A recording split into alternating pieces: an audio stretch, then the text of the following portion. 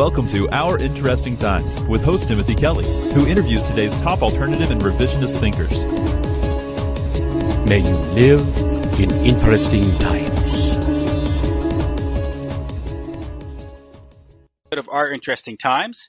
My guest this evening is Dr. Joseph P. Farrell. Dr. Farrell has a doctorate in patristics from the University of Oxford and pursues research in physics, alternative history, and science, and strange stuff.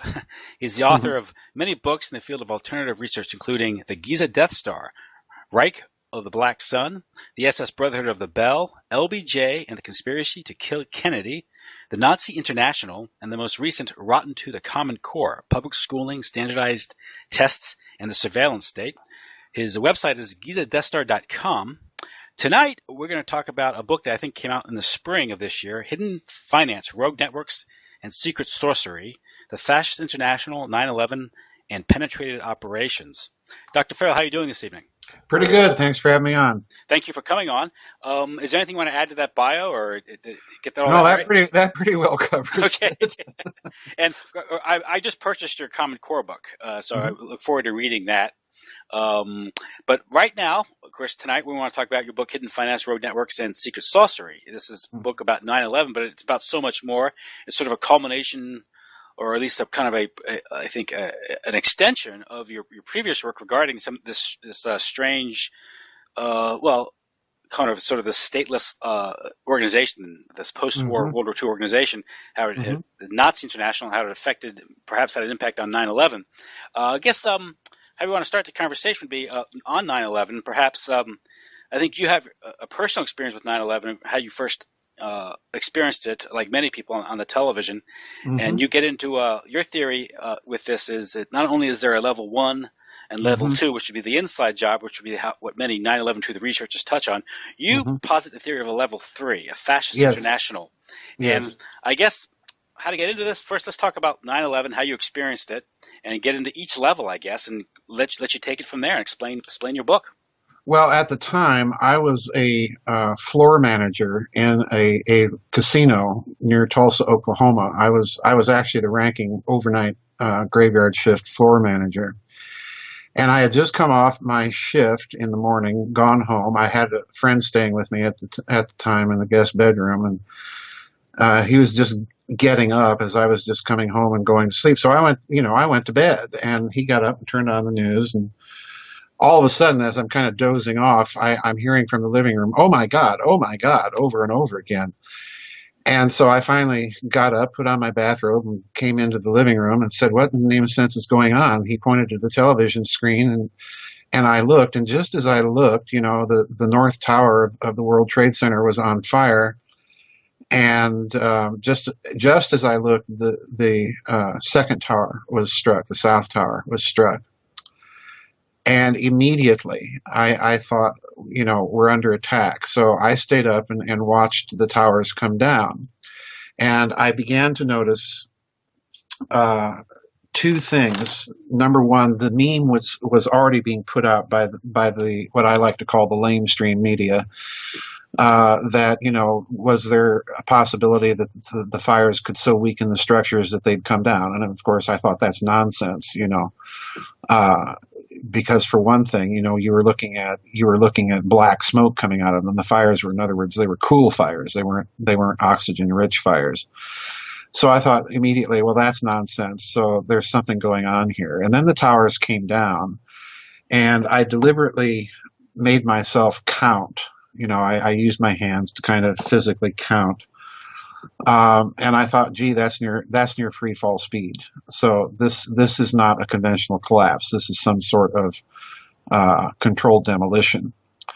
And the way it looked to me, Tim, literally kind of watching the towers kind of be peeled like a banana, I thought this is not a conventional controlled demolition. There may be some sort of exotic technology at work here.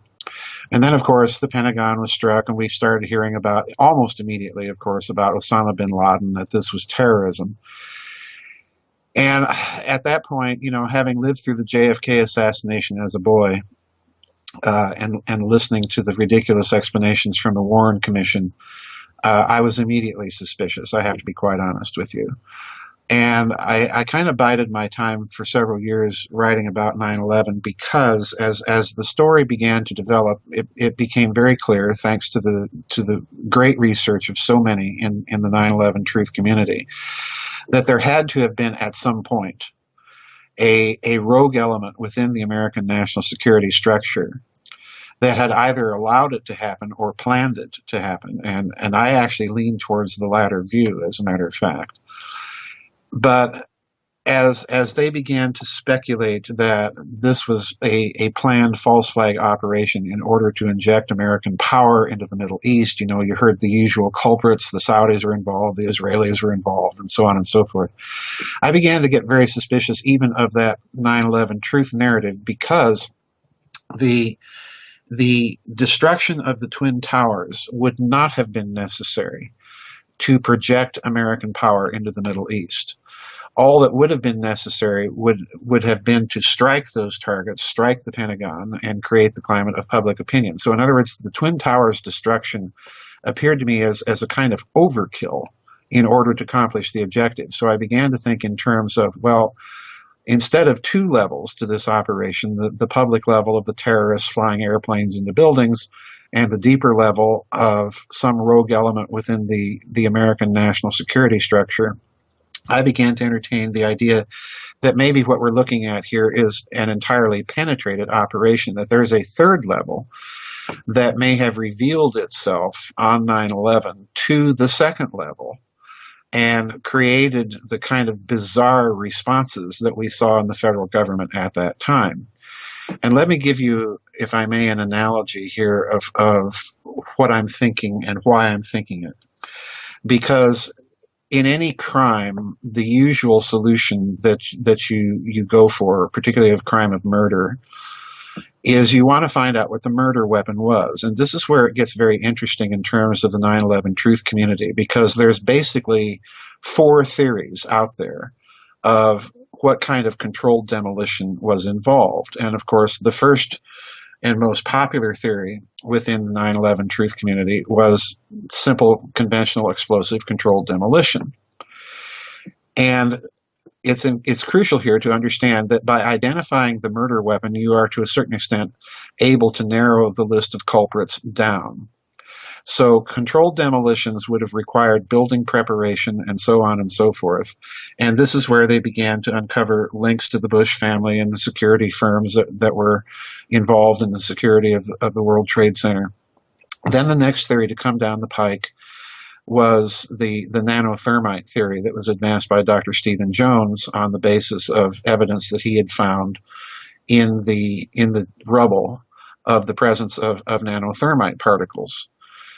And then there was another theory that was advanced, and that was the mini-nuke theory. And then finally you had the exotic energy weaponry hypothesis, which incidentally is not solely Dr. Judy Wood's. This was actually proposed almost a decade and 2 years ago, prior to her book coming out. So there were other people thinking along those lines, and I certainly was entertaining that hypothesis myself on the day of 9/11. So why is this important? Because if you look at the way that this question has been handled by the 9/11 truth community, this is where the debate has been the most acrimonious, because people have been arguing for a particular murder weapon that would point to a particular group of people that would have access to the technology and able to deploy it and operate it with competence. The trouble is they've all been operating with the implicit assumption that there's only one party involved and therefore only one murder investigation. So you get these terribly acrimonious debates between the defenders of each of those four hypotheses, when if you step back and look at the evidence for each of them, they've all got their strengths and they've all got their weaknesses. The conventional controlled demolitions crowd cannot explain the presence of nanothermite. The nanothermite crowd cannot explain the post-catastrophe presence of high heat in the area and of radioactive isotopes that are not normal background presence for these isotopes. So some sort of nuclear event was involved, be it a mini nuke or some sort of exotic energy weaponry that might have been able to create some of these isotopes. The problem with the mini nuke people is they can't really explain why you have all of these bizarre toasted cars that Dr. Wood and some other people have found that are miles away from ground zero and appear to have been melted on the basis of some sort of resonance effect in the actual car itself. So that would indicate the presence of extreme microwave fields hovering around and bouncing around. So, the problem is they've all got their problems. So I began to look at the problem of the murder weapon in a very different way. What if there were more than one deep player involved? So you're dealing with kind of the Agatha Christie Murder on the Orient Express problem, because if you recall in that famous novel, everybody has a motive and the opportunity to commit the murder in the novel. And when the detective, Hercule Poirot, gathers everybody together, he points out that you're all guilty because one person murders the individual in a certain way and then leaves, and then another person comes in and murders the corpse again to make sure it's good and dead and uses an entirely different method of killing the corpse. So on we go. And that's what I think happened on 9/11, more or less. And we can get into some deeper arguments as to why I think there is the presence of this third level serving notice to the second level. Oh, by the way, we're here, and looky what we can do. Wow. Okay, so now you have level 1, level 2, level 3. How would you define? Level 1 are the actual hijackers, the patsies, the patsies, and there's some anomalies with them, which suggest, of course, each level suggests a further level. Yes, exactly. Which suggests, of course, a level 2. Right. Okay. So want to handle level 1 and level 2? Kind of explain that for our audience and how that undermines the official narrative. Well, level 1, the fact is that at level 1 you have the presence of a number of Saudis, and then the FBI fingers a bunch of these people, and then, oh, by the way, some of them that are supposed to have died turn up alive and actually walk into FBI offices and say, hey, I didn't participate in this. Here I am. I'm alive and well. So right at the outset at level 1, you have the problem of, number one, Saudi involvement at some level. And this cannot happen, in my estimation, given all of the close ties between the American deep state and the financial community and the Saudi government, without the knowledge of that deep state. So we have to start looking at these people. But when you turn to the deep state itself, again, I think you're dealing with essentially a kind of neocon rogue element. And again, I think the 9/11 truth community here was spot on when they pointed out the project for a new American century and its publication prior to 9/11, that we need a new kind of Pearl Harbor event in order to project American power into Central Asia and the Middle East and secure all these energy resources. And President Bush signaled that when he started referring to 9/11 as a new Pearl Harbor. In other words, yeah, I've heard your message, I get the message, and here we go. So I do think that there was this deeper rogue element within the American national security structure. And this is buttressed by something that Dr. Webster Tarpley started uncovering in his research. And, again, hats off and kudos to him for doing all of this work. There were a massive number of drills on 9/11 that were mirroring, this is the key element here, that were mirroring aspects of the 9/11 operation itself. In other words, you had hijacking drills being conducted not only in the country but in that area.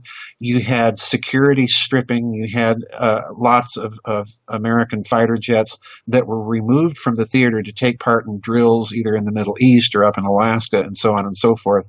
So in other words, when you've got security stripping like that, just like you have with JFK, you've got an inside job.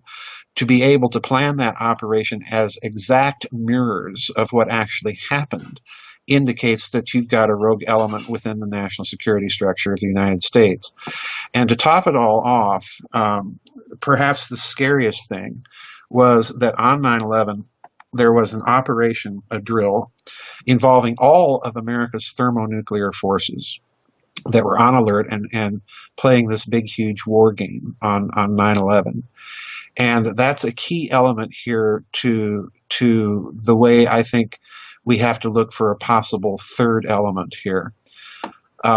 It's kind of context for me for the whopper doozy that I found squatting right in the middle of all of this, and I think you know what I mean concerning Muhammad Atta. But for me, going back to my reaction on 9/11, we had something very peculiar happen, and this was another factor that, in my mind, convinced me that we're watching a bit of very, very dark, very brutal theater. And that was President Bush's behavior that day. And many people have pointed this out. He's at Booker Elementary School. He's reading My Pet Goat. And so the official line goes, Andrew Card comes in, leans down, whispers into his ear, America's under attack. And then he sits there and finishes reading the book. R.A. Fleischer holds up a sign, don't say anything yet. And then he holds a press conference. And now stop and consider this. America's under attack. Everybody knows the president is at a photo op and could therefore be a potential target. And yet he takes the time to have a press conference and announce the fact that America's under attack. And then he says, I will be flying immediately back to Washington, D.C. Then the motorcade leaves the school, goes back to the Sarasota airport to Air Force One, and then suddenly the whole situation changes. Air Force One flies out of Sarasota Airport, makes a huge power climb, and does so without fighter escort. Yeah. And instead of going back to Washington, D.C., President Bush ends up landing at Barksdale Air Force Base in Louisiana. And that was the first red flag to me, because most people don't know that Barksdale is the backup command facility for all of America's nuclear and thermonuclear forces. Okay? Once he gets to Barksdale, he jettisons the press corps. And then he gives another statement. And I was thinking the same thing when I was listening to this as a French researcher, Thierry Masson. Bush addresses the country again, and then in his address refers to attacks and that America is undergoing a test. But he never mentions the terrorist narrative in that second statement. And to me at the time, I thought, gee, that's very suspicious. Why not reinforce that terrorist message? Why are you now saying it's some sort of test? And if it's a test, who's the proctor of the exam? From Barksdale, he then flies on to Offutt Air Force Base in Omaha, Nebraska, which is, of course, the headquarters for all of America's nuclear and thermonuclear forces. So why fly to the two headquarters, the backup headquarters, and then the actual headquarters? And at the time, I thought this was strange. Of course, at the time, we knew nothing about the fact that there was this big nuclear drill going on. But at this juncture, Webster Tarpley uncovered something else, and this actually did make the mainstream news, because you'll recall that sometime between when President Bush left Booker Elementary School and then got on Air Force One, at some point during that period, the White House switchboard was called, and whoever called the White House switchboard said, Air Force One, Angel is next, and proved, this is the key point, proved their bona fides by revealing a number of top secret codes from across the American command structure. In other words, codes from the FBI, the DEA, the National Reconnaissance Office, the Defense Intelligence Agency, the CIA, and on this list went. So in other words, someone had revealed the possibility that they might have had the codes to launch America's thermonuclear weapons, and that a coup was underway, and that in order to prevent that coup, and I think Dr. Tarpley's dead on here, President Bush had to scramble to those two headquarters and reassert personal presidential authority over the command structure. Okay? I think that's exactly what went on. And let us recall that at the same time that this is going on, supposedly Vice President Cheney is rounded up by the Secret Service and scuttled out of his office down into the White House Situation Room. And, there's two ways you can look at that. Number one, they're trying to protect him, or number two, they're kind of placing him under house arrest, kind of an in-house coup. So that's the context behind which I started entertaining the idea, well, we're dealing with a penetrated operation here. Now, if you want, we can get into the actual level 3 people and why I think there's a level 3 involved here in 9/11, because that's the part of the story that really made the hair on the back of my neck raise straight up. Well, level 3's identity might be revealed in the story of Muhammad Atta, as your book Right. shows, his connection to this rather strange organization, the Karl Duisberg Foundation or Yeah. Society. Yeah. And this gets into your work regarding the Nazi International and this post-war setup. So would you want to maybe explain that for our audience, what that was? Martin Bormann, 1944. What I mean by Nazi International, and people think I'm nuts for mentioning Nazis in connection with all this, but folks, you got to read my books and look at the footnotes and documentation in them. I document my books rather thoroughly. In August of 1944, Martin Bormann and the Nazi hierarchy began an organized flight capital strategic evacuation program. Now, this was because by that time the breakout out of Normandy had occurred, and it was pretty clear that the Third Reich was going to suffer a military defeat. Yeah. Well, it was, the Allied military effort compared to the Soviet Union's was really not even in the same category. Germany was going to lose the war to the Soviet Union. This was the handwriting on the wall after Stalingrad. The breakout in Normandy simply, adds fuel to the fire. But this was a decision that the Nazi hierarchy, I think, really began to take after the Stalingrad disaster, when it became clear that Germany could not win the war. It might be capable of stalemating it, but not win it. So that was January 1943. That was January of 1943, okay. Correct. Bormann began a flight capital program to take all of this Nazi loot and move it out of Nazi Germany and into foreign countries through bank accounts in the Bank of International Settlement, other banks in Switzerland, and so on, and to set up massive amounts of front companies around the world in conjunction with Nazi Party liaison officers. And the express purpose of this was to use that capital for the rebuilding of Europe, and incidentally, the creation of a European federation, which Germany would be able to dominate. Gee golly.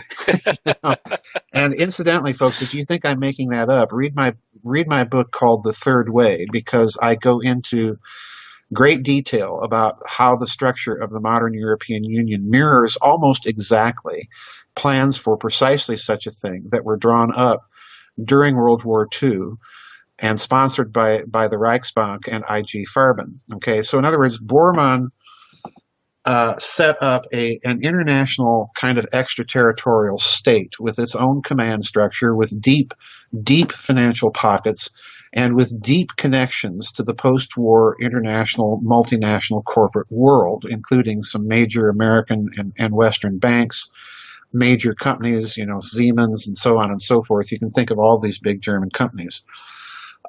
So in other words, this organization was not just Klaus Barbie or Adolf Eichmann or whoever hiding out in grass skirts and grass huts in the middle of the Amazon basin. This was much, much more substantial. And in addition to this, I firmly believe, and I present a certain amount of evidence in my book, The Nazi International, that this organization continued some of its top secret scientific research after the war in host countries like Argentina. So in other words, you're dealing with kind of a real life version of Spectre from the James Bond films. I call it the fascist mafia, because clearly they crawled into bed with the international criminal underworld. And then, of course, you've also got all of the ties between wartime Nazi intelligence and the post-war American CIA. You've got all those paperclip scientists coming over here. So in other words, this was not an ad hoc effort. All of these things were very, very carefully planned by the Nazis prior to the end of the war. Now, why is all of this important? Well, if you're dealing with an international organization like that with deep financial pockets, then effectively you're dealing with a very, very different world than that which is presented on the mainstream media. For example, for years, I've thought that 9/11 and the so-called war on terror might really have been about a war against that organization, because in my research in that book, what I uncovered was something, Tim, that I can't describe my reaction other than one of both shock and disbelief, and yet confirmation of my whole thesis. Because Mohammed Atta, most people don't know this, that soporific, evil-looking man whose picture we've seen, ever since 9/11, posted on television screens and in magazine articles. That man was recruited in Saudi Arabia, in Cairo, and this was uncovered by a researcher by the name of Daniel Hopsicker, another 9/11 truth researcher, a journalist. He was recruited in Cairo by two Germans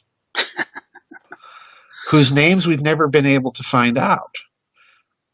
And they bring him to Germany, where, of course, we know from the official narrative, he lives for a number of years in a middle-class region, in a middle-class house in Hamburg, Germany, with this couple.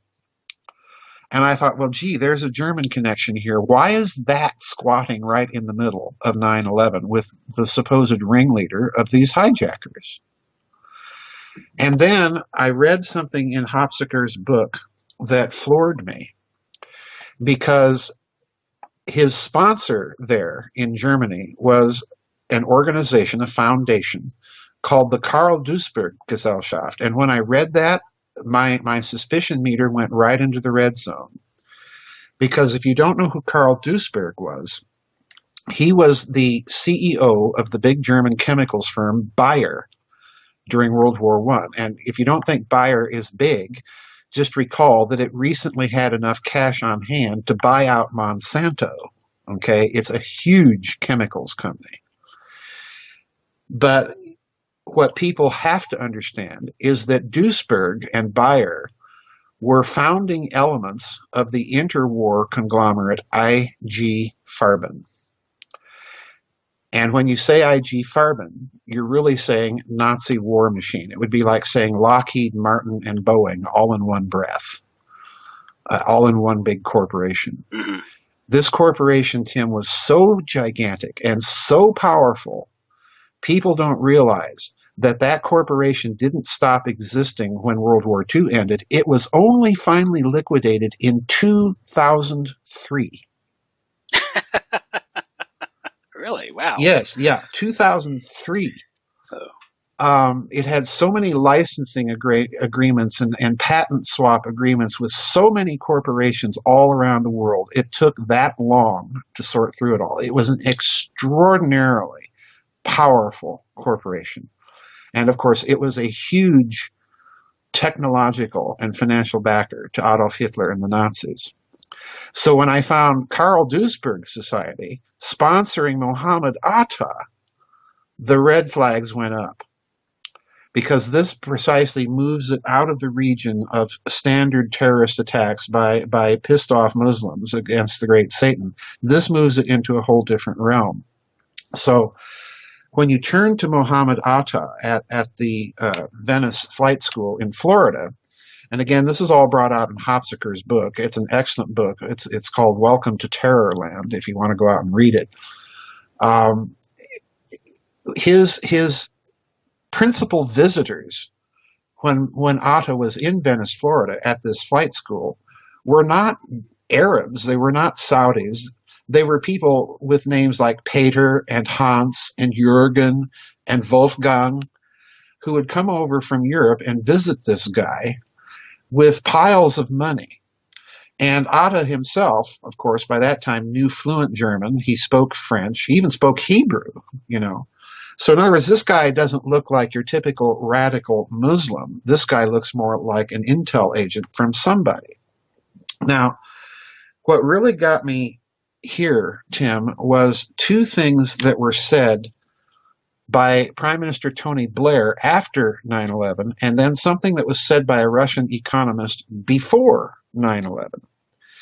Tony Blair, after 9/11, said Al-Qaeda was really nothing but a kind of code for something connected to, in his words now, a global network, okay?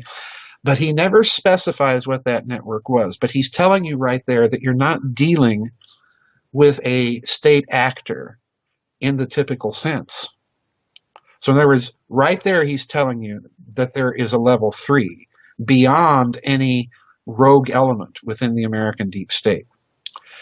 But what really got me, Tim, was this I remember hearing very early on after 9/11 on a few mainstream media reports, and then it was just suddenly dropped. But fortunately, the ever alert Jim Myers picked up on this, and it's very interesting that prior to 9/11, in Russia, a Russian economist by the name of Dr. Tatiana Koryagina wrote an article in Pravda in Russia, and she stated that America would soon undergo terrorist attacks on significant targets on its own soil, and that, here's the clincher, these attacks would come from a small network of very powerful men, a global network, with assets in excess of $300 trillion, and that they were doing all of this to remake the world according to their own designs. There's level 3.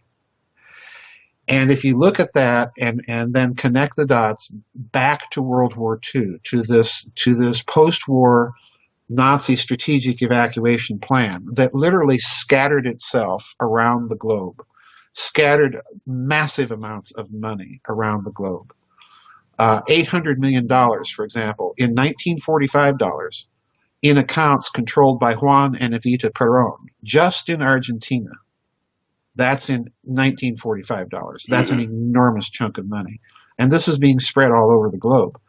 So in other words, it looks to me, connecting the end of World War II and 9/11, that you're dealing more or less with the same entity, with deep, deep connections to the Western deep state, to the financial elites in the West, because after all, they're meeting at Bilderberg meetings with each other. Hitler's paymaster, his banker, is an early attendee at these early Bilderberger meetings for a purpose. So it looks to me, Tim, as if in a certain sense on 9/11 divorce papers were served on that old post-war alliance between the West and its oligarchy and this deep state fascist mafia, for want of a better expression. Now, believe it or not, all of that is not the most sensational connection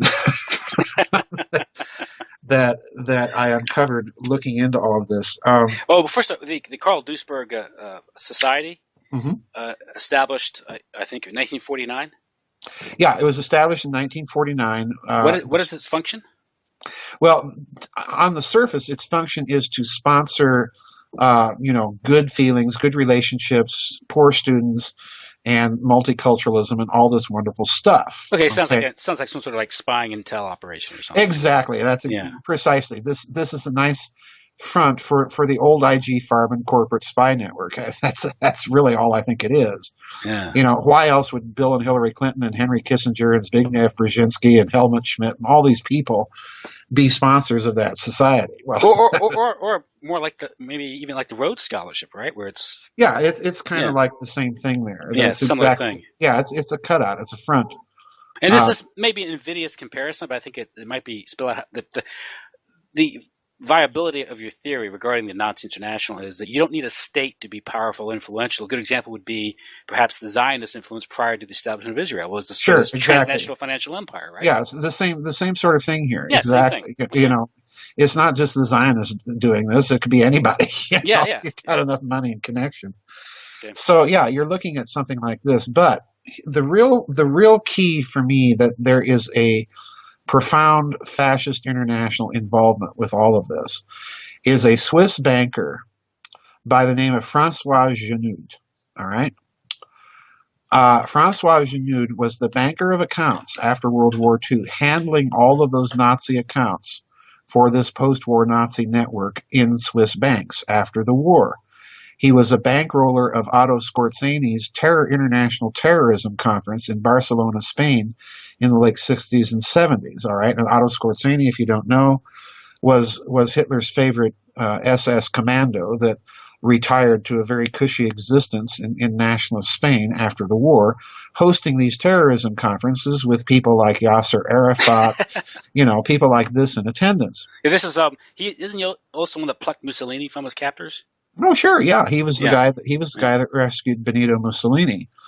But before I get into Francois Genoud, it's important for people also to remember that prior to and during World War II, the Nazi Party made deep, deep inroads and connections with the radical Muslim groups, particularly with the Muslim Brotherhood in Egypt under Banna, particularly with the Grand Mufti of Jerusalem, al-Husseini. You can actually go online and see pictures of Adolf Hitler talking to al-Husseini during the war. Husseini helped raise Muslim divisions for the Waffen-SS to fight on the Eastern Front against the godless Slavs, But anyway, these connections between Nazism and radical Islam are there for all to see if you want to dig long enough. And that's where the bankrolling is coming from. It's not just from the Saudis. It's from this international fascist network. So, in a certain sense, I think the war on terror is kind of a cover for the fact that if that group did announce itself to level 2 on 9/11, it's interesting that the American response is to make a beeline for places that were Nazi havens during World War II, Afghanistan, Iraq, and so on and so forth. So there's something going on here behind the scenes. But getting back to Francois Genoud, he was the banker for all of these Nazi accounts in Switzerland.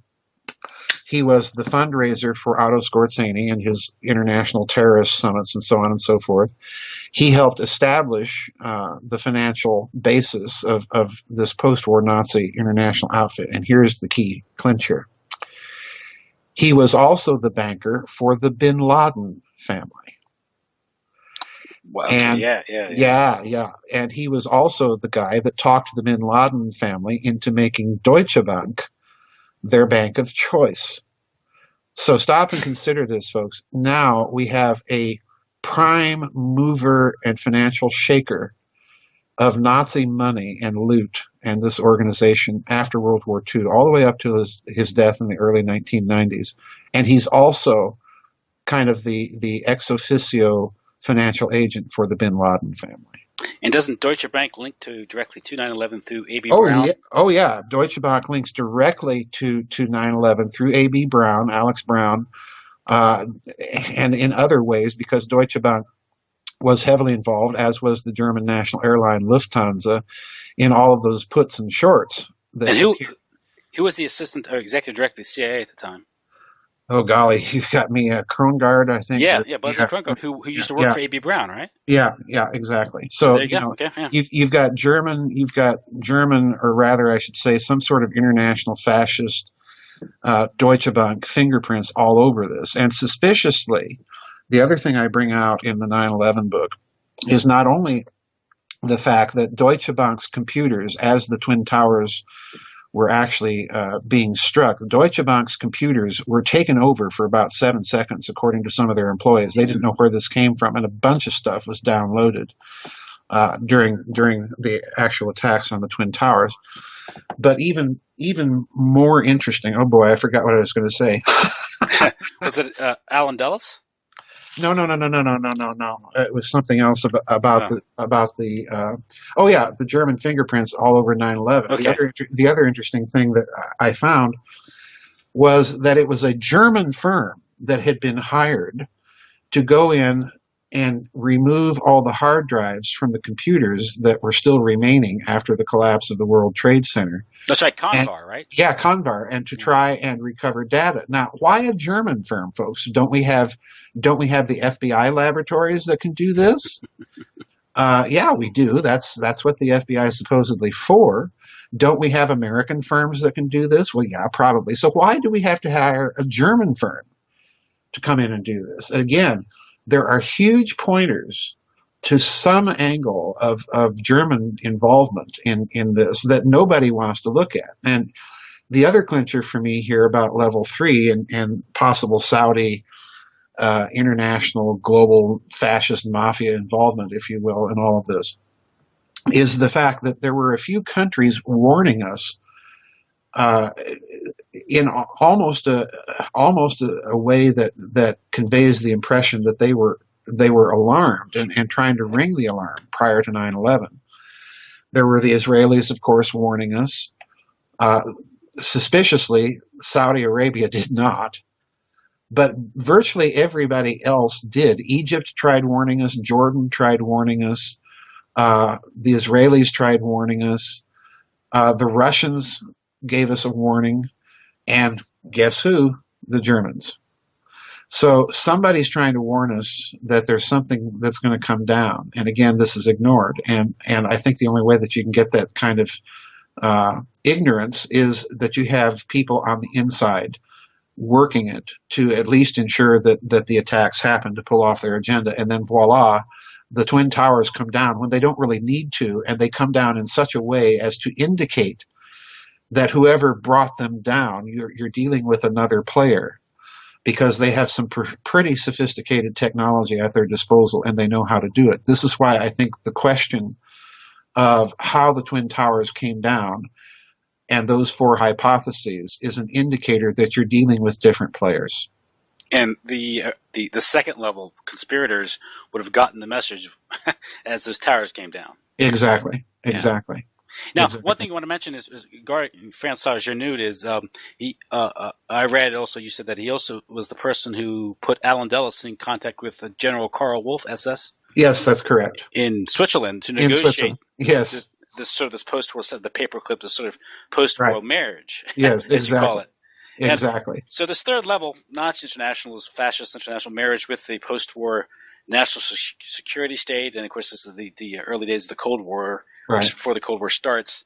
Maybe it starts the Cold War. Mm-hmm. It's the National Security Act of 1947 creates a Central Intelligence Agency. Right. They bring in all these paperclip Nazis to form the Soviet desk. That's the Gehlen network. That was right. And you also have them going into NASA. Right. Who knows where else? This few years later, you have Bilderberg, mm-hmm. right? And so you have this Dulles Wall Street pro-Nazi, or for lack of a better term, faction setting up this post-war era to fight the communists. Right. And so this is this marriage, this sort of this, I guess you could call it this marriage of convenience that's formed in the 50s. Right. And what you're saying is on 2001, December 11th, there was a breach or something within this faction, and that third level event was the notice that, hey, you either pay up or do something, right? Right. Yeah, I think there was a divorce. I do think that some sort of divorce papers were served on 9/11. Now, for what reason and why, I don't know. There's every indication of high financial skullduggery beyond just the puts and shorts that are going on 9/11.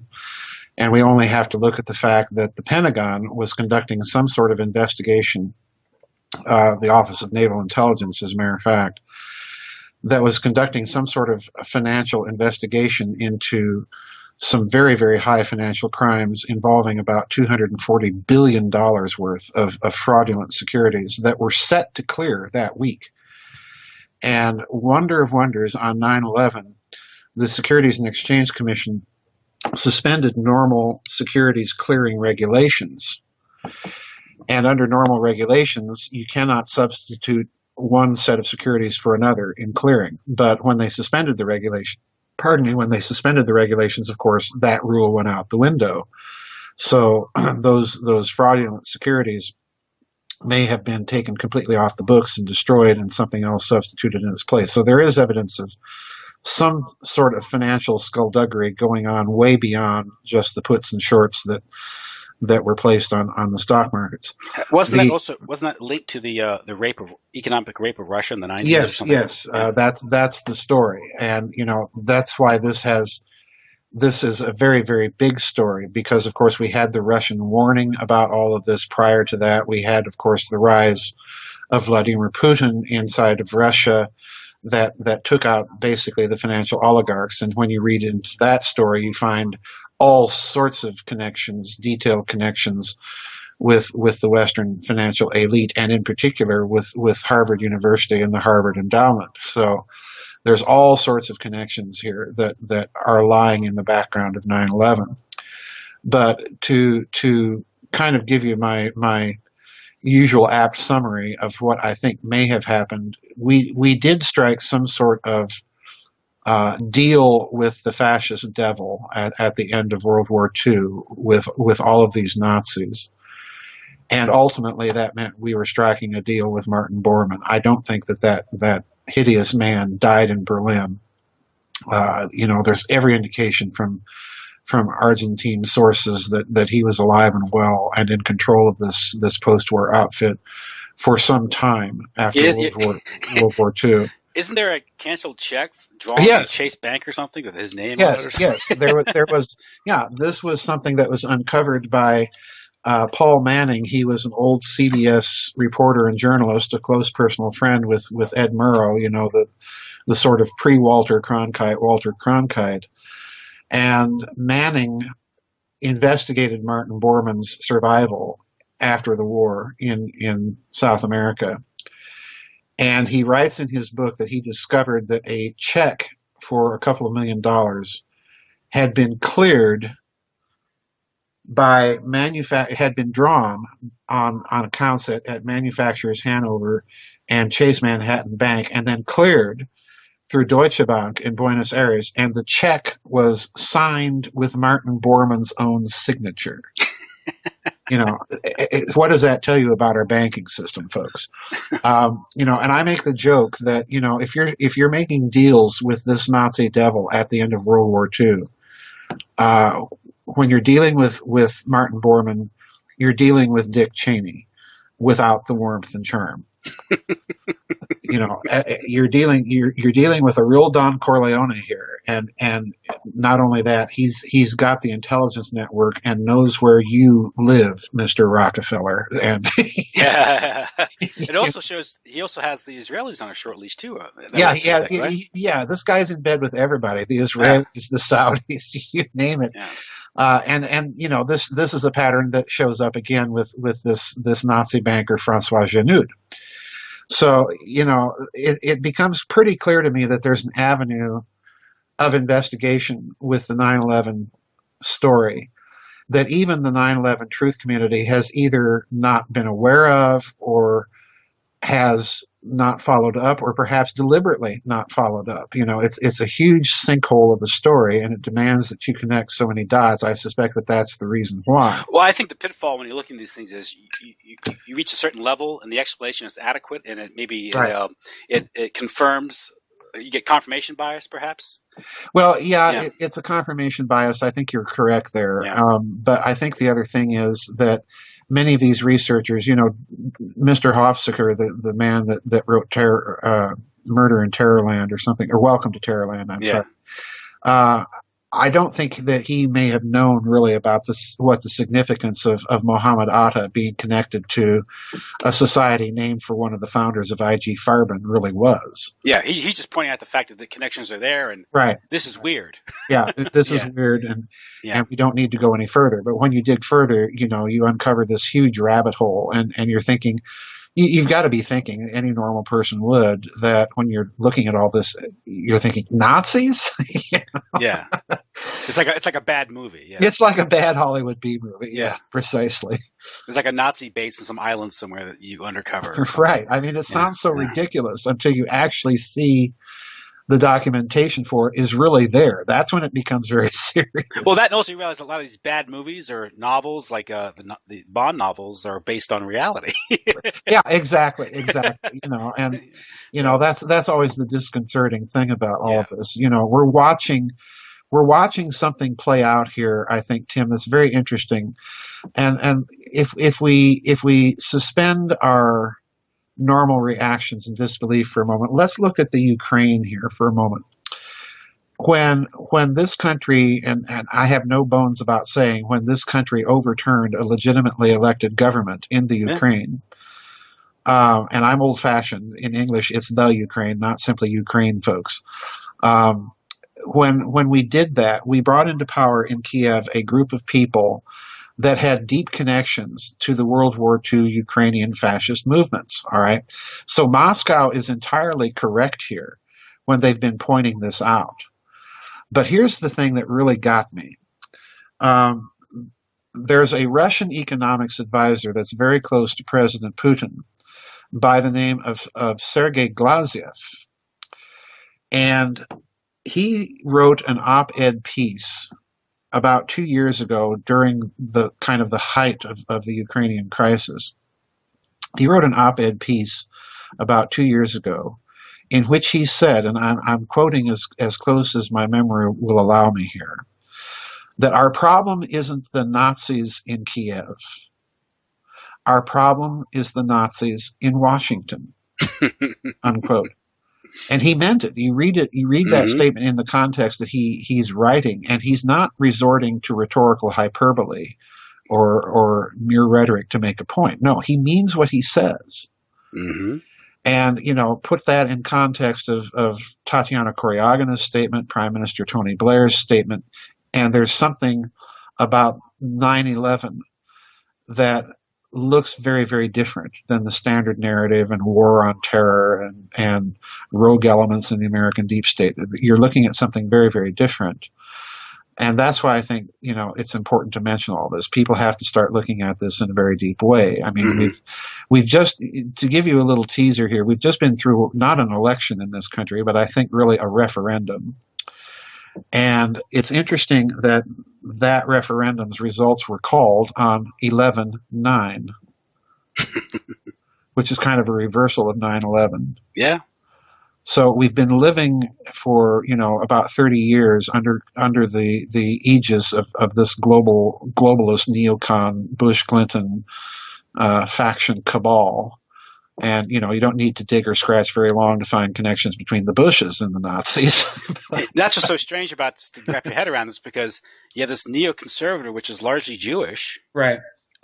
In bed, apparently, with, because there's always been sort of a symbiotic relationship between Zionism and National Socialism. Obviously, they rely on one another. Yeah, it's very strange because most people don't want to go there, but in point of fact, that relationship is there.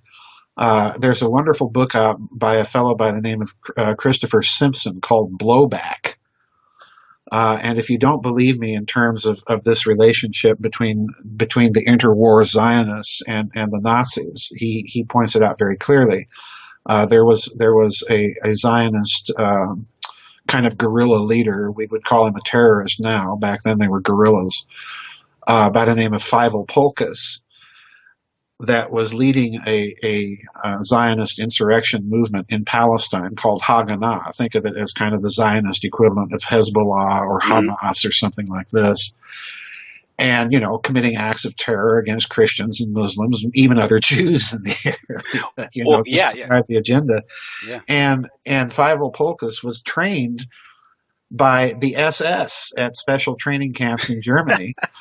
and the guy that approves all of this is none other than Reinhard Heydrich. Yes. A real beast of a man. This Zionist Nazi connection is so deep and pervasive, and most people don't even really. And please don't get me wrong. I'm not saying the state of Israel is in bed with Nazis or anything like that, because one of the most famous instances that exposed that whole relationship was a trial that took place in Israel in 1955 between a doctor, a Zionist doctor, by the name of Rudolf Kastner, Kastner, that was recognized by a little elderly Jewish lady as having been one of the collaborators with Adolf Eichmann, helping to round up his own people and ship them off to Auschwitz. This was a huge trial in Israel. It was written up by the famous Jewish playwright Ben Hecht in this country in a book called Perfidy. Ben Hecht was well known. He wrote screenplays for Rod Serling and Twilight Zone and so on and so forth. So, you're not dealing with some sort of nutcase guy, that just came along and wants to put out a crazy conspiracy theory. No, this was a Jewish man, and he was very concerned about, what this trial was really implying. Mm-hmm. So, this is a very strange relationship. Most people can't wrap their heads around it, but yeah, it's there. You've got this Nazi organization with its fingers into just about every pie you can think of. Well, yeah. Well, the like you said, one of the Zionist objective, of course, for the establishment of the Israeli state. Israeli state, right? And to get that, they needed a crisis. Yeah, this was precisely, and this is what Hecht brings out in his book. This was precisely the reasoning behind Costner and his involvement helping round up his own people. And you stop and think of another famous name that did exactly the same thing. It's still scot-free. That was bankrolling the Clinton campaign. So these people are birds of a feather. They think they're above the law. They think they're above everybody else. I don't care what you are, Muslim, Christian, or Jew, or atheist, or whatever. These people think they're above the law because they're plugged into this big, huge network of a global fascist mafia. Mm-hmm. And he's busy destabilizing Europe and the United States. Yeah, exactly. I think I know who you're talking about. Yeah, exactly.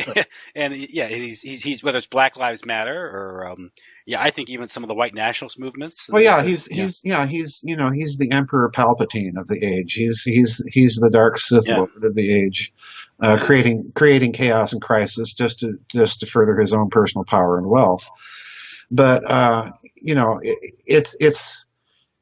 it's a telling thing once you realize that there are these global groups, deep extraterritorial states, all of their own, that you're not dealing so much with radical Muslims. I mean, let's face it, folks. These people are incapable of building a rifle, not to mention a tank or a rocket or a bomb. They have to have major financial support from somewhere, able to get them their arms and so on and so forth. So you're really dealing not only with radical Islam, you're dealing with a weaponized religion, essentially, and somebody else has their hands on the trigger. And as far as I'm concerned, the historical connections of this post-war fascist mafia to that kind of Islam is there for all to see if you just bother to look.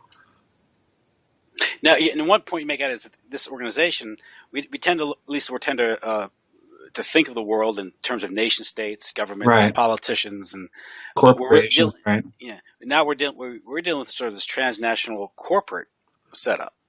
Well, but in calling it a mafia, I want people to think in terms of something much deeper lying behind corporations.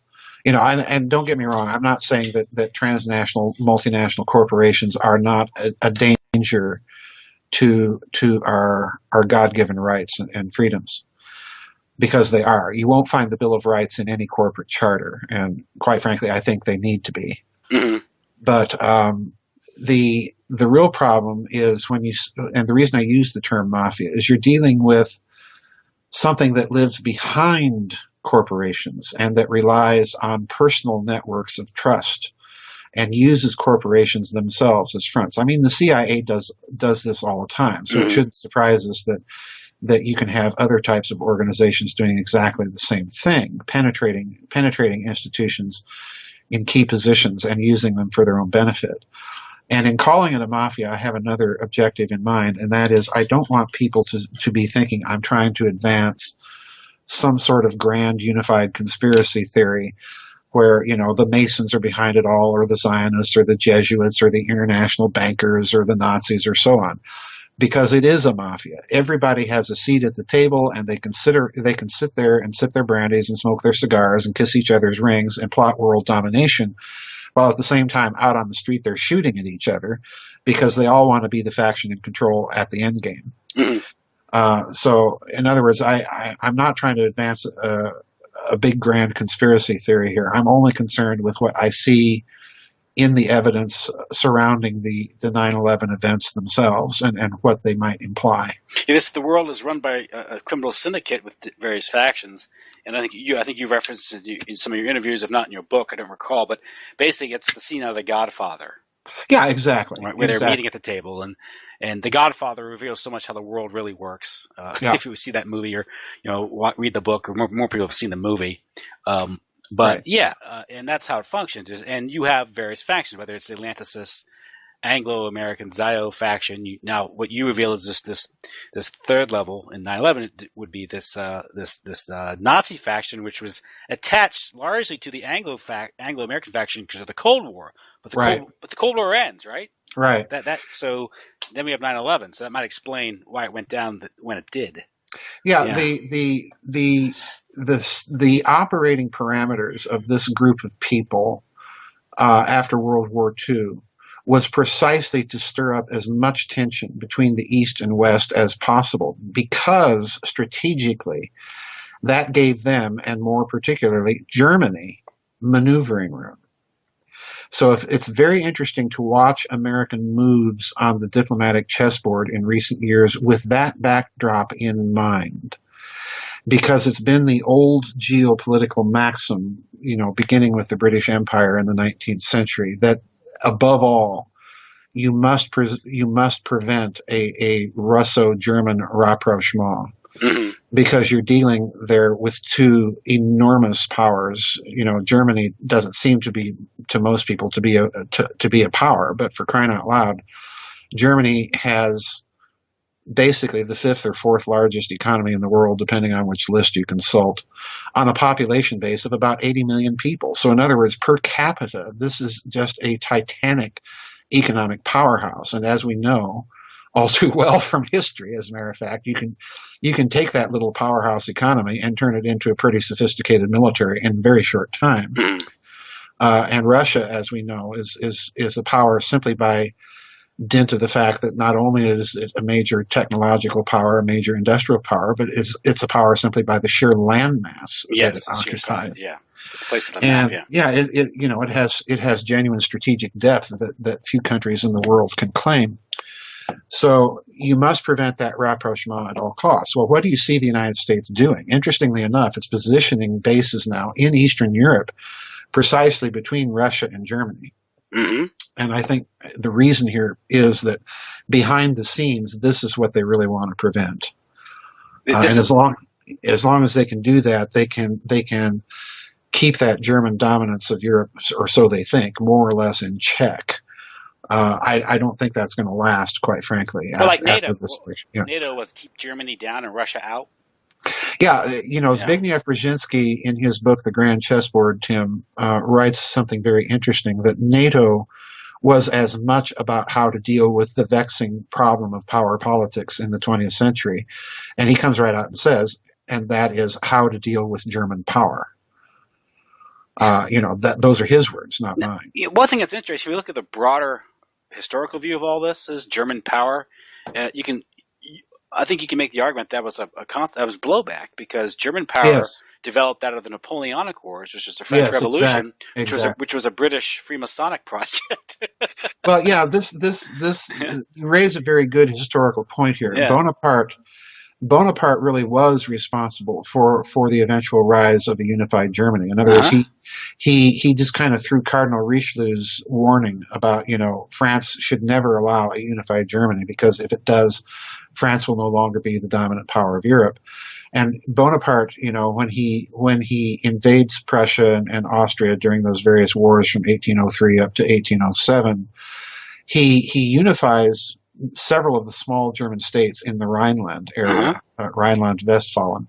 He abolishes the old Holy Roman Empire, which, was kind of the paper entity on paper that needed to get rid of in international law. And then he consolidates several other German states. And what this effectively does, of course, is after the Napoleonic Wars, when Prussia is reestablished as a major power in Central Europe, it makes it very, very easy for Prussia to unify Germany eventually, which of course it does. Yeah. So yeah, you're absolutely correct. Bonaparte has a huge role, and like you, I suspect not so much a British Masonic plot, but I do think that there's definitely a Masonic angle lurking in the background of Bonaparte, because you only have to look at Maurice de Talleyrand, to get a clear picture that this guy is one long. I mean, we're dealing with the foreign minister under Louis XVI, with the foreign minister of France under the various revolutionary governments. He survives that to become foreign minister under the Directory. Then he becomes foreign minister under Napoleon. And then he becomes foreign minister of France once again under the Bourbon Restoration under Louis XVIII. And, he does have these Masonic connections. And you've got Bonaparte's expedition to Egypt, which I think was a clear Masonic inspired expedition. And Talleyrand is right in the thick of that one, too. Mm-hmm. So you've got all of these bizarre connections, but Napoleon, I'm in agreement with you. There's a Masonic aspect to his regime that is little probed, and he does make possible the eventual unification of Germany under a single state in 1871. So we're living with deep history, deep consequences of things that happened 200 years ago or so. Yes, that's exactly. So, one thing with the 9/11 thing, you talk about, it was, you referred to it as blackmail. The officials. Yes. And then it goes all up to the 2007, 2008 bailouts. Want to get into that? Yeah, that's an aspect of things too here, Tim, that I suspect. I haven't really argued a solid prima facie case for this opinion, but I suspect that there's a deep connection between 9/11 and the 2008 bailouts because, and I'll be very blunt. When I was I don't know about you, but when I was watching the bailout hearings take place, I was struck by the fact that Bernanke and some of these other bankers that were testifying before Congress were insisting over and over again that they could have they wanted no oversight on what they were going to do with all this money. And I'm thinking, wait a minute here. You come in and expect us to bail out all these too big to fail, too big to jail banks, and then insist on no oversight. Now, to me, Tim, that sounds like someone who's the victim of a kidnapping and someone is demanding a ransom from them, and they're trying to raise the money to pay off the ransom to the kidnapper. And, of course, the kidnapper says, and if you contact the police in any way, the deal's off. So it looked to me like the bailout hearings that somebody had some sort of gun to these bankers' heads. Otherwise, there would have been no need for them to say that. There's some sort of pressure, in other words, that they're under, that they cannot indicate what they intend to do with all that money. So that, to me, says we may be dealing with the same group or groups that were involved in a very, very deep way with 9/11, basically extorting a bunch of money from the American taxpayer and these institutions. I'm not placing the blame on Geithner or Bernanke or any of these people, because if that scenario is true, then they might have had to do that. Mm-hmm. The clue for me here, there's another clue in that, I've been advocating for many years that there's some sort of system of hidden finance in the world that has that the sheer volume of trade in it is so gigantic. And it's the reason why all of the financial predictions are wrong. It's not just the black budget. It's something much deeper. Mm-hmm. If you're only looking at 50% of the picture, then all of these gloom and doom prognostications, about the imminent collapse of the dollar tomorrow, buy gold today, that sort of thing. We've been, I'm old enough to remember we've been hearing that since Richard Nixon. Mm-hmm. And these prognostications never come true. Well, if we get these bailouts, we're going to have hyperinflation. We're going to be like Rhodesia and Zimbabwe. And yet it hasn't happened. So that money's going somewhere. It's been put into a circuit. You put power in at one end of the circuit. You expect it to come out at the load end of the circuit. But yet it hasn't appeared at the load end of the circuit. Mm-hmm. So it's going somewhere. And that's the problem. No conventional financial analysis really can account for this fact. Where has all that money gone?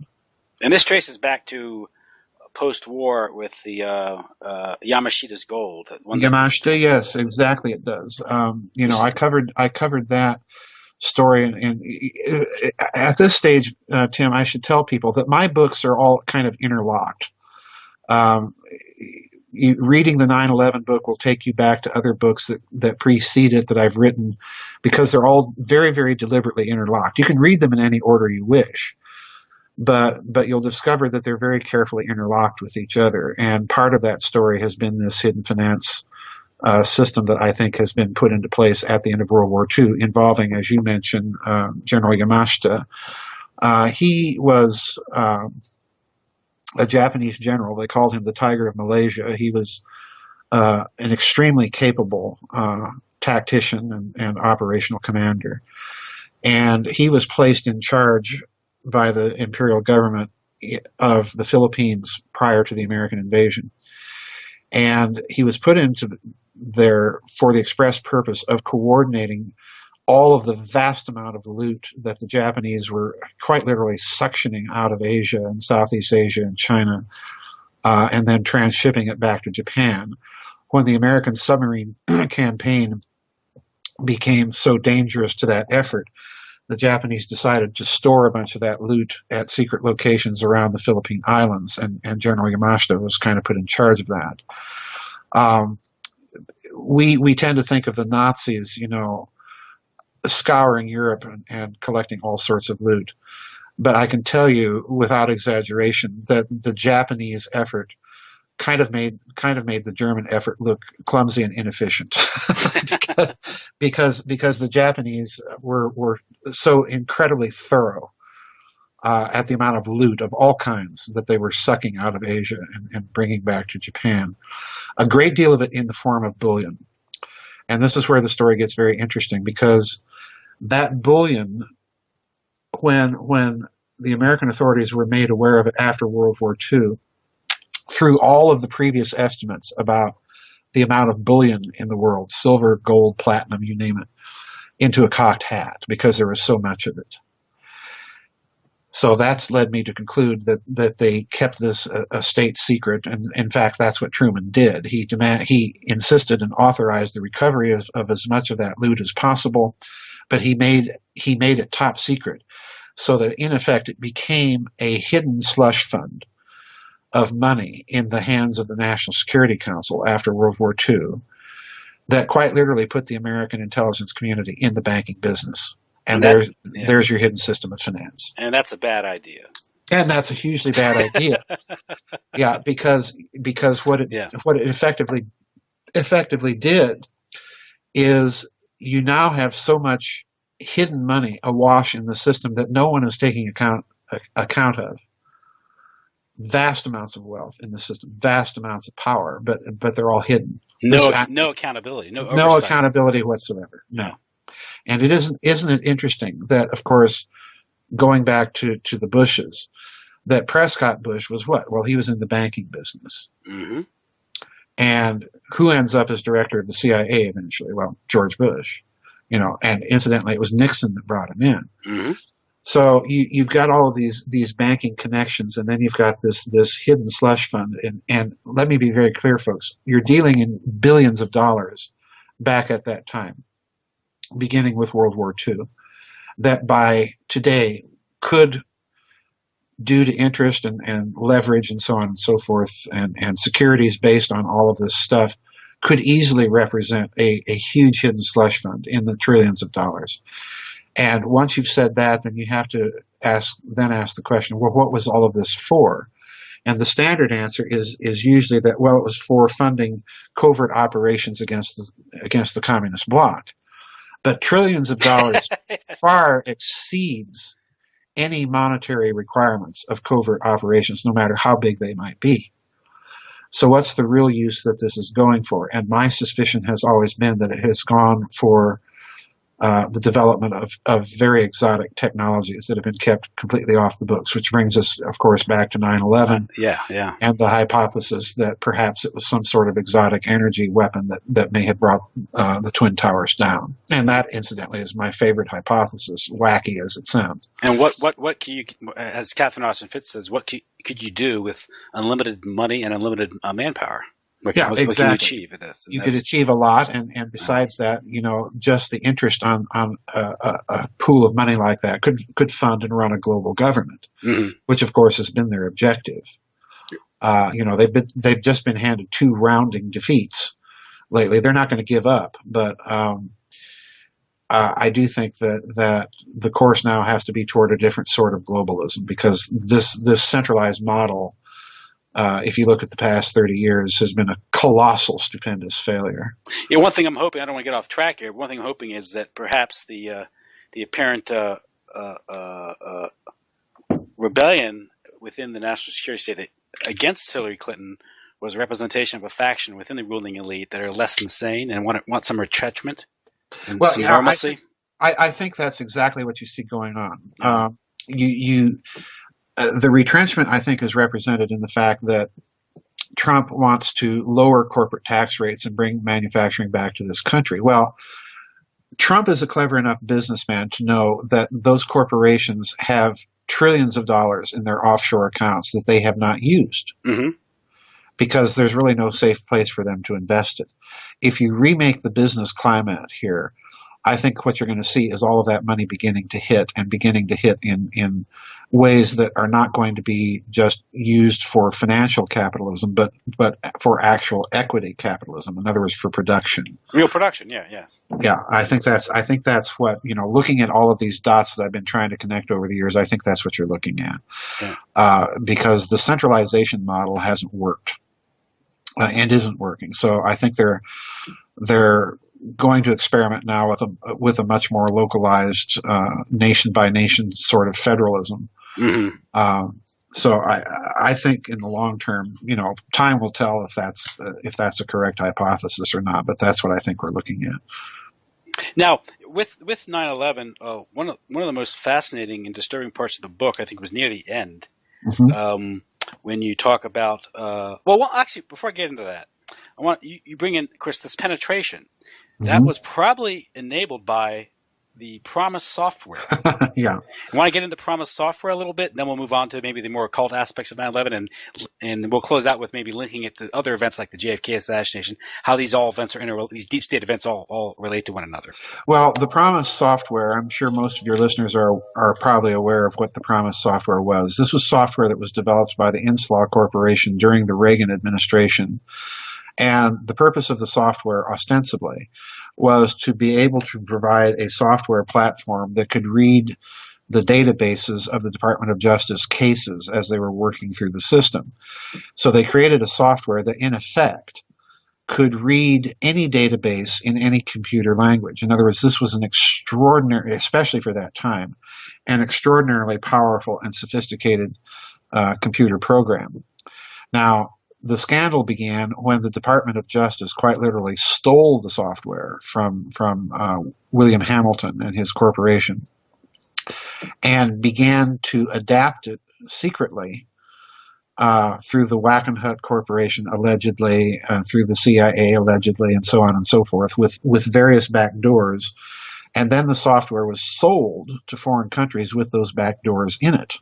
Okay. Which allowed the American intelligence community quite literally to access everybody else's, secret intelligence through this software program.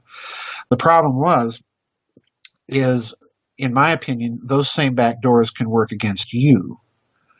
And if you discover them, you can ride that same software system right into all of the nooks and crannies of the American government that started using it, including, secret defense projects and so on. And in fact, I point out in the book that the case of the Chinese spy that was convicted of stealing secrets from Los Alamos actually did use the Promise software in that fashion, rode the back door in reverse.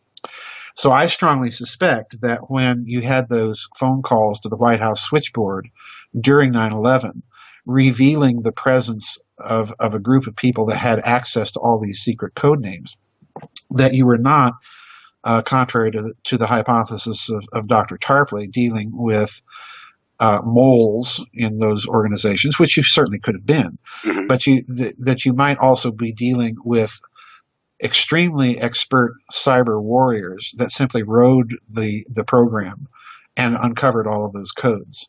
And thus they're able to make the threat against Air Force Thus, One. they're able to make the threat against Air Force One and so on and so forth. Exactly. And also maybe screw up the air traffic control monitoring too, right? Oh yeah, yeah. Play with that. Yeah.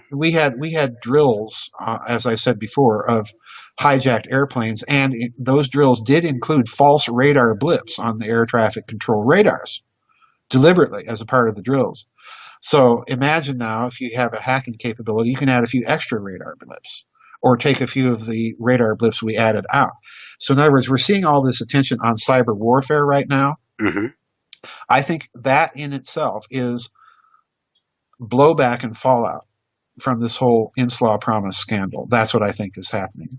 And with 9/11, I remember at the time there was a report that FBI agent Robert Hansen had sold Promise software to Russian mafia. Yes, yes. There's a famous, I mentioned this case in the book. Prior to Reagan's election in this country, and then President Mitterrand's election in France, which occurred just a few months afterward, the United States was trying to, as I mentioned, get this software into as many people's hands as quietly as possible. Well, after Mitterrand's election in France, there was an astounding thing that happened.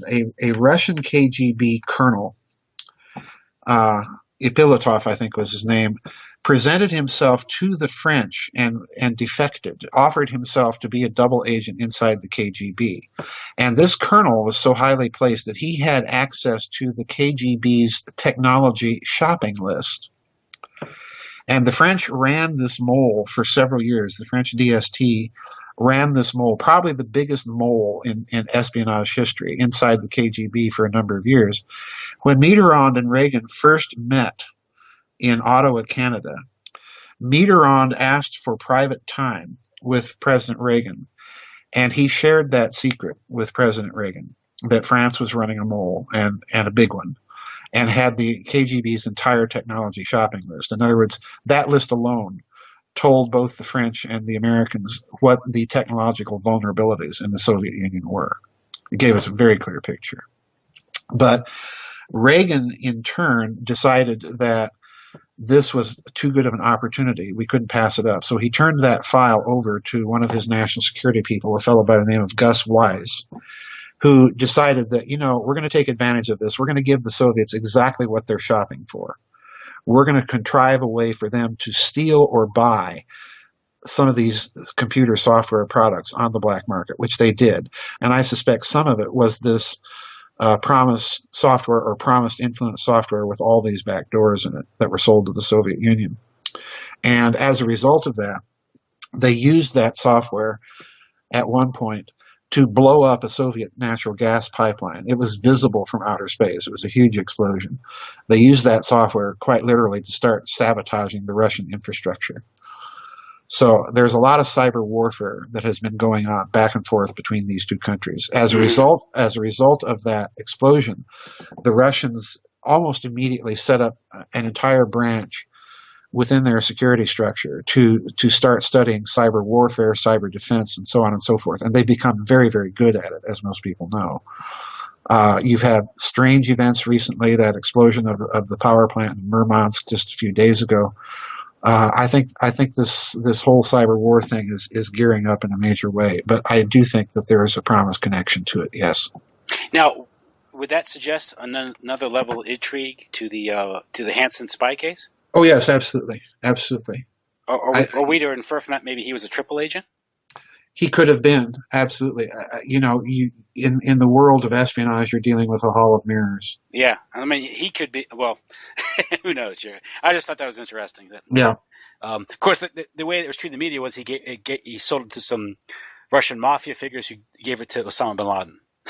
Well, that could be too. Yeah. That could easily be. Who was a CIA asset? So. Yeah, exactly. So no surprise there, you know, and it was sold to Jordan, it was sold to Egypt, it was sold to Iraq, it was sold to the United Kingdom and Germany. And interestingly enough, after 9/11, the United Kingdom and Germany began to overhaul their security services and remove all Promise software infected products in their security services. So in other words, They themselves, there's an indicator right there that there's a promised connection to 9/11 with those two nations deciding, oh, we've got a big problem. We need to get rid of that software. So they knew something. And that indicates that there's a promised role in 9/11. And that's what I think it may have been. And, of course, with the event itself, in the book, you get into some of the problems regarding the crash sites.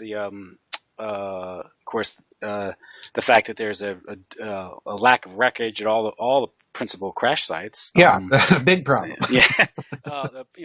What happened at the Pentagon is certainly strange. And Very. Very. But Flight 77, I think you get into, and that is particularly interesting because that's of course, the one that allegedly slams into the Pentagon. But then you have eyewitness testimony, which is contradictory, correct? Yeah, I spent a lot of time looking at that issue, Tim, because Barbara Honegger has done a lot of research on the Pentagon plane or lack thereof, and one of the things that I decided to do was look at the eyewitness testimony. There's actually a good website out there on the internet. I referenced it in the book. I can't recall it right off the top of my head. Where you have a lot of eyewitness testimony that was just kind of gathered and put out there. And when you read it, it's very, very intriguing because some people, this occurred during rush hour on the morning of 9/11. I've been to that part of D.C. I've driven down that freeway by the Pentagon. So, it's a very busy thoroughfare. And to me, having all those people there that were able to provide eyewitness testimony should have been an open and shut case. But quite the contrary, what you look at when you look at the eyewitness testimony is glaring contradictions. You have some eyewitnesses saying, yeah, I saw this big civilian airliner and it came right over my head, slammed into the Pentagon. Some of them see it doing cartwheels into the Pentagon. All sorts of stuff. And then some people say, no, I didn't see a big commercial jet airliner. I saw this little kind of turboprop job. That's kind of the impression you get from some of them. Some of them don't see a plane at all. They hear it and so on. But it sounds to me like, some of them are hearing and describing a missile, which has certainly been one of the theories out there in the 9/11 truth community. But you've got all these different eyewitness testimonies. But what really intrigued me, Tim, and I brought this point out in the book, is that a Boeing 757 or 67 or even a 737, that low, flying over that thoroughfare, which is right by the Pentagon, and the people describing seeing it, in some cases flying right over them. The suspicious part about that is they do not describe, with, I think, but one exception, the wash of the aircraft and the engines as it's going by them. There's no cars being flipped on the freeway. A jet aircraft taking off or landing is producing an enormous amount of thrust that can toss cars, as easily as a tornado can.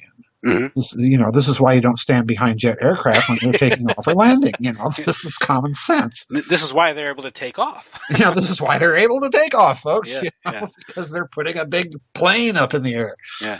But there's no one describing the wash from the aircraft. There's no descriptions. Yeah, and I saw in my rearview mirror all these cars being flipped over on the freeways. There's none of that. And that makes me extremely suspicious of the official narrative right there, because a Boeing, particularly the later models, the 757s and 767s, those big twin engine jet planes, they're going to produce a hugely significant wash. Those cars are going to be tossed around on that thoroughfare like Tinker Toys if the plane is flying as low as it is in the official narrative. Mm-hmm. That's a huge problem. Yeah. And you also have of course, the famous Jamie McIntyre from CNN saying, I see no evidence the plane ever crashed anywhere near the Pentagon. Yeah, exactly. You're looking, that's again, I was home watching the reports and looking at the Pentagon as they're saying, oh, and we now have reports that the plane struck the Pentagon. And I turned to my friend and I said, where's the debris? Mm-hmm. You can't take a civilian aircraft that big, slam it into a building like that, and not see debris. And then, the other thing that occurred to me as I was watching all of this is if this is a terrorist attack, then why do you go through this torturous maneuver to try and slam into the side of the Pentagon? Why don't you just drop it right on the roof, and preferably not at that ring? If you're going to attack the great Satan and the symbol of American power, why not drop it right on top of the part of the Pentagon that's the home of the Joint Chiefs and the Secretary of Defense? Mm-hmm. So in other words, even the way that it occurred is contradictory to the terrorist narrative that was being put out there on the day. So, nothing about the Pentagon. And in fact, if you look at the way the 9/11 truth movement narrative really got its start, it was the Pentagon part of the story that first got the question marks raised. And then they started looking at the other issues of 9/11, the Twin Towers and Flight 93 and so on. Yeah, and also World Trade Center 7, which appears to be World Trade Center 7, yes. Which appears to be one, I guess, would be a second level event. Well, yeah, I think people that's controlled demolition. That is clearly a conventional controlled demolition. Yeah. Yeah. And you have the famous case of the BBC reporter standing right in front of it, talking about Building 7. It appears has been deliberately destroyed, and there it is standing right behind her. 20 minutes before Jane Stanley. 20 minutes before, yeah. And then the satellite feed cuts off. Yeah, isn't that interesting how that works? It's almost like you see the hook coming out to grab her from behind the stage. Yes, exactly. Don't go there yet. Don't go there. Don't go there, Lucy. You'll have some splaining to do. So the whole thing, when you stop and look at it, it really is a shibboleth of just kooky sorts of explanations that, when you really examine it, don't make much sense. But with the public traumatized, their exactly critical thinking is shut off. Exactly.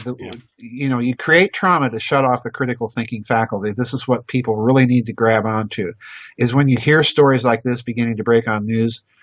The first thing I would advise is turn off the volume, and get your thoughts collected, and be extremely critical. Even take notes if you have to, and then turn the volume back on. Yeah. Which brings me to I guess how I want to close your interview out is you get into sort of the cult angle of it. Yes. Of 9/11, and one thing I find interesting is that you see it as an anti-Masonic event, which would suggest Let's start with the occult level of it. So you point out some particularly disturbing, and one part which I hadn't even never thought about was the falling man.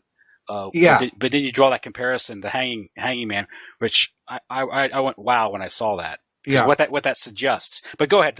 Let's talk about the occult. Well, I'm not the one bringing out the occult angle of it. I was reviewing a wonderful book out there by a fellow by the name of S.K. Bain called The Most Dangerous Book in the World. And, I couldn't begin to do that book justice in that short chapter in the book. But I wanted people to be aware that his research is out there. He points out a number of things. And to be quite honest, I was suspicious about the occult angle of it myself. I'd been to Manhattan, several years previously, and knew the World Trade Center area fairly well. And it did have the creepy feeling of a kind of occult temple right out in the open before your eyes, if you just know what to look for. The Twin Towers themselves always represented to me the twin pillars of Jachin and Boaz from a Masonic Blue Lodge. Because that's what you would see in a Masonic lodge is these two pillars. And that's what the Twin Towers represented. So by striking the Twin Towers, you're striking against a deep relationship between the high financial powers in the West and Freemasonry, which really has been there at least since, the founding of the City of London, the Bank of England, and the Mother Lodge in Great Britain in the early 18th century. It's always been there. So striking those, you're striking not only the financial center, you're striking at a symbol of an alliance between a secret society in the West and its relationship to high finance. It's been more or less well known if you dig for it. And that in itself is, to me, yet another argument that you're looking at a third layer here, not a second layer, and that layer may have fascist connections because, of course, the Nazis were dead set against the Masons. That's when I heard anti-Masonic. I thought, ooh, Nazi. Yeah. Just because you're anti-Masonic doesn't mean you're a good guy. Right, exactly. You know, and just because you're a Mason doesn't necessarily make you a bad guy. Yeah. You know, I know lots of Masons. That doesn't make me want to run out and join their lodges by any stretch of the imagination, because the historical record is clear that they have been up to skullduggery and bad things in their history. I think with them it's literally a question of degree. Yeah, it's quite literally. Yes, exactly. But Bain points out, since you mentioned The Falling Man, Bain points out in his book there's a picture of someone that is jumping out of one of the Twin Towers as the fires are still burning inside and prior to their collapse. And this poor gentleman is hanging upside down, and he has his left leg extended straight and his right leg crossed in front of it like an inverted number 4. Mm-hmm. Okay? Now, that to me, and I remember seeing that to me is so creepy because it resembles one of the major trumps in the tarot deck, the Hanged Man. And what is the Hanged Man in the tarot deck? Well, the man is hanging upside down, suspended, either between 2 trees or 2 pillars or doorposts or something. So there you have the Twin Towers. And he's hanging upside down in such a way that he's got one leg straight and the other leg crossed over the leg like a big inverted number 4. So the point here I'm trying to make is when you start examining all of the occult symbolism of 9/11, the numbers involved, the fact that you have the Pentagon strike. Well, what's the Pentagon? The Pentagon is another symbol of the pentagram. And what's the pentagram? Well, in some occult thinking, the pentagram is the symbol of the circle of protection. So not only are you striking the Pentagon, which is the source of American military command and therefore of protection, but you're striking a symbol of protection. And on, on and on Bain's research goes. You really have to read his book to get the full dramatic effect of how detailed and numerous, and that's the key point here, numerous are all of these occult connections and symbols boldly on display during 9/11. You get to the point that you realize when you're reading his book that none of this can possibly be coincidental. This was planned down to the nth level, and it was planned by people with an intimate, detailed knowledge of occult ritual and practice. And therefore, you have to look at a certain circle of people that would be familiar with the details of Western esoteric lore and practice. So we can rule out as deep players at that level, the Saudis. We can rule out certain other types of, the rogue element within the American intelligence complex. Some of them might have such knowledge, but certainly not all of them. So you're looking at a very, very deep player here to pull off a ritual like that. And, of course, you've mentioned the date itself, 9/11. Right. 9. That is something that, if you stop and think about it, was the most clever part of the occult ritual, the most clever part of the traumatization and social engineering aspect of it. Because what were we trained for decades to call for emergencies? 911, 911, dial 911. So every time that you dial 911 right now, automatically, subconsciously, you're thinking of 9/11. It's like, don't think of the pink elephant in the room for the next 5 seconds. What you've done is you've planted something in the subconscious that is cognitive dissonance between your call for help or assistance, an emergency call, and the events of 9/11, which are the exact opposite. So that right there. That deep subliminal subconscious cognitive dissonance is a sign that you're dealing with practitioners of the high black arts, quite literally. Exactly. And yeah, that's one part that really got me, was because what that suggests, particularly with the falling man, is some level, whether of stagecraft beyond Right. the level I can understand, or perhaps some sort of maybe fakery at some level. It might have Yeah. been fakery. Who Yeah. knows? You're dealing Yeah. with people that are capable of almost anything because Mm-hmm. they have given up their God-given moral compass and conscience, and once you reach that stage, the late Father Malachi Martin used to call them the perfectly possessed. You're dealing with people that are capable of literally any kind of deception that you can imagine.